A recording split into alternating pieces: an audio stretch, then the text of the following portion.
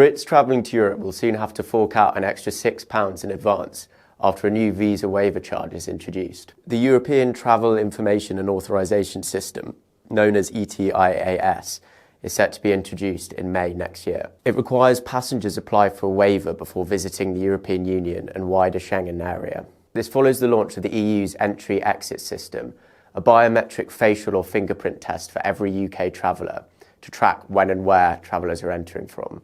Its purpose is to make sure travellers from over 60 countries, including here in the UK, haven't stayed over the allowed 90 days over a 6-month period. So what actually is the ETIAS and who needs to apply? Well, both the EES and the new waiver charge are designed to increase security against terror threats on the border, similar to the US ESTA. If you're between 18 and 30 years old and from one of these orange countries, including the UK, Canada, USA, Australia and New Zealand, you'll have to pay the €7 charge, which will last for 3 years or until your passport expires. If you get a new passport, you will need to get a new ETIAS travel authorisation.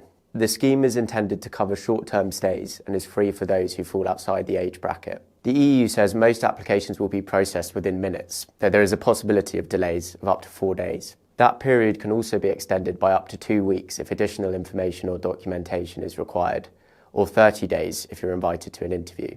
So, when will this kick in? The EES, the new tech ensuring travellers don't overstay, will be introduced from 10th of November, while the ETIAS will be introduced 6 months later, in May 2025.